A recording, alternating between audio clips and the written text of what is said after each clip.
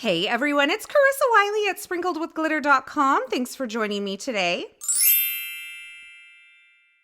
Today's video was previously shared on the Pinkfresh Studio YouTube channel, but I thought you would enjoy seeing it here as well.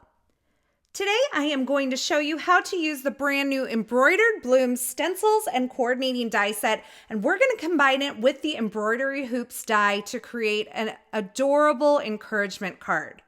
Now, the Emrboidered Blooms includes a die set, which you can use with colored cardstocks, or you can use it with the coordinating stencil set and use your Pinkfresh Studio inks to create beautiful colored die cuts. And I'll show you how to do that today.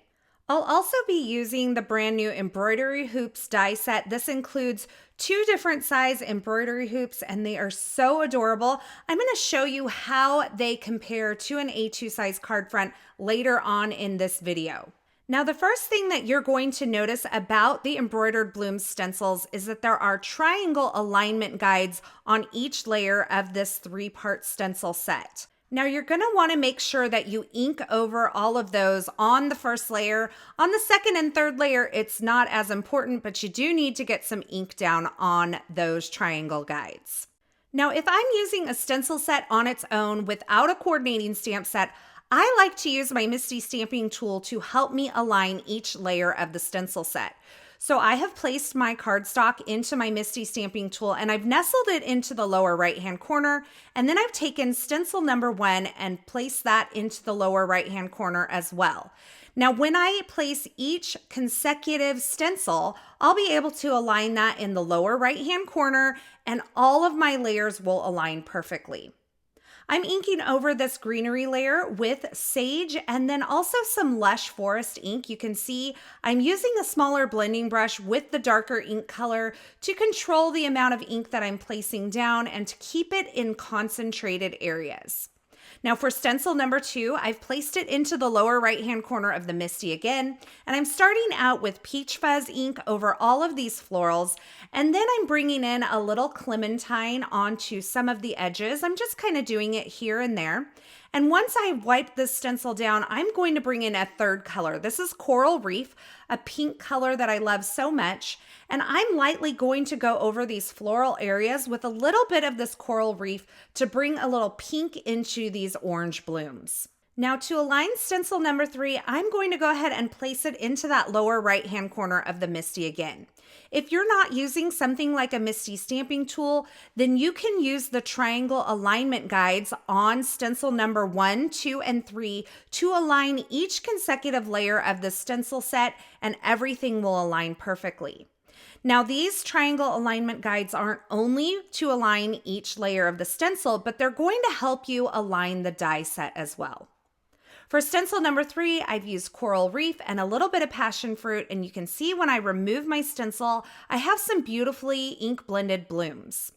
It's time to grab the coordinating die set and get that aligned and get all of these pieces die cut.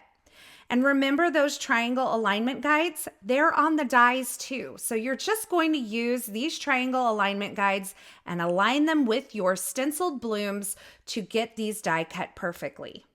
I'm looking through the die and making sure that each one of those triangle guides is filled with the color that was created by the stencil. And once I have that in place, I'm going to go ahead and tape it in place or hold it in place with a little bit of low tack tape and run that through my die cut machine. Now this is actually very forgiving because the inked area of the stencil is actually a little bit wider or larger than the die cut area. So even if you don't get this exactly perfectly in place, you're going to end up with some beautifully ink blended die cuts. And I love all of the detail that this die puts onto these die cut blooms as well. Now here's where you can see that that inked area actually goes outside of the die cut area. So if you don't position that perfectly, don't worry, you're still going to end up with great results. Now I have all of my blooms ready and I'm going to die cut the embroidery hoops, and I decided to die cut both the large and the small to kind of figure out what size I wanted to use on my finished card. And I wanted to show you how these compare to an A2 size card front. So this is the larger of the embroidery hoops, and you can see it fills most of this card front. I felt like this one was a little large for the design I'm going for today, so I decided to use the smaller of the two embroidery hoops.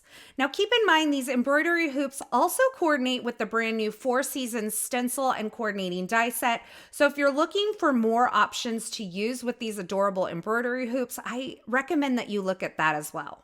Now for the center part of my embroidery hoop, I really wanted this backer to have some kind of stitching feel to it. So I grabbed the Dotted Chevron cover plate and ran that circle through my die cut machine using that dotted chevron. I realized that not all of the embroidery fabrics have a chevron pattern to them, but I thought this was the perfect little detail. Earlier when I did my die cutting, I die cut 3 layers of this small embroidery hoop from white cardstock, and I'm going to stack them up to add a little bit of dimension. I also cut 1 layer from some craft cardstock, and I die cut the little pin area from some metallic gold cardstock. So I'm sandwiching that between 1 layer of the white and 1 layer of the craft, and I'm stacking all of these up to add a little bit of dimension and weight to my finished die cut piece here.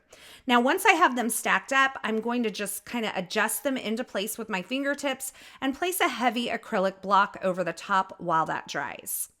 Now it's time to assemble my blooms, and these blooms have various layers that you can assemble any way that you want, but I'm just going to kind of layer the centers into some of these blooms and little additional layers over the top. I'm using a mix between some liquid glue and some foam adhesive to give these a little bit of dimension. And keep in mind, the centers of these florals are created with stencil layer 3, so if you wanted to do these in a more neutral tone, you could. Now it's time to assemble my blooms onto my embroidery hoop backer. So I'm just grabbing some of the greenery and tucking that in using some liquid glue, and I'm placing most of the blooms onto this backer using some foam adhesive. I like to add dimension to my card projects, but keep in mind, if you don't like this much dimension, you can always add these on with some tape runner or liquid glue. You can also see that I am using my reverse grip tweezers to place some of these pieces onto my backer, and I actually have a couple of pairs. You can see them both on my work surface here. I just find this helps keep my hands out of the way and allows me to really see what I'm doing as I'm placing these smaller pieces. This backer will nestle right into that embroidery hoop, and now I have that ready to go on my card, so I'm going to work on a couple additional layers. I've grabbed the fancy rectangle frame die set, and I'm die cutting the largest frame from some white cardstock. I'm going to die cut a couple of layers here because I want this to have a little bit of thickness and a little bit of weight. I've also trimmed down a piece of Nectar cardstock to fit in the opening of this frame, and I'm adding a little bit of liquid glue on the back side of this first frame and adhering it to that piece of cardstock that I've cut down. Once that's in place, I'll go ahead and flip this over and add another line of liquid glue along the back side of this frame, and I'll stack up a second white die cut frame behind it. I love how this fancy rectangle frame really dresses up the card, but it also gives kind of a landing place for my focal piece, that embroidery hoop, to kind of land on. And it brings a lot of color to this card with that piece of colored cardstock within the frame. Now I went ahead and placed a heavy acrylic block over the top of that while that liquid glue kind of set up. And then I grabbed some gold thread from my stash, and I'm just wrapping it a few times around my fingers, and I'm going to place this nest of thread right onto my card front. And then I added some liquid glue to the back side of the frame of my embroidery hoop and laid that right over the top of that nest of thread. And that's holding that thread in place onto my card front. And then I placed the inner part of this embroidery hoop with those embroidered blooms on it inside of the frame using a little bit of thin foam tape.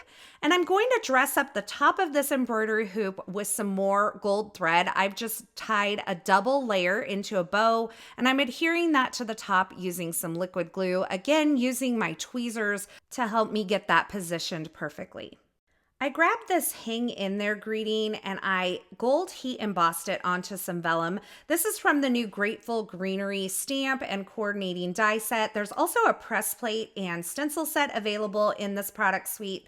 And I just positioned that right onto the embroidery hoop. Then I'll add this entire card front onto an ivory card base using some foam adhesive. Again, totally optional step, but I love the dimension that it creates. Once I get that positioned, I am going to grab some metallic gold pearls from Pinkfresh Studio, and I'm using my dual tip embellishment tool to place those onto my card front and adhere them with a little bit of liquid glue. So that finishes off my card for today, an adorable encouragement card featuring the new Emrboidered Blooms stencils and coordinating die set along with those embroidery hoops, which I think are going to be so much fun to use on so many different cards. I hope you enjoyed this kind of how-to video on how to stencil and get the best alignment for all of these images. Keep in mind, you can also use this Emrboidered Blooms die set with colored cardstocks that you may have in your stash if you want to skip the ink blending or if you want to go for a little bit of a different look. Now, as always, I will have links to the featured products used in this project in the description at YouTube. So if you're looking for something in particular, be sure you check there. As always, I want to say thanks so much for stopping by and hanging out with me today. I hope you enjoyed this project and I hope you enjoyed this video. If you did, be sure to give this video a thumbs up and don't forget to subscribe and turn on the notifications here so you don't miss any of the paper crafting, card making, and live stream video tutorials shared here. Thanks again for watching, and until next time, I hope you have a fabulous day. Hey, thanks for sticking around to the very end. You know, if you've made it this far, you are one of my favorites. To subscribe to my channel, go ahead and click the button on the left side of the screen.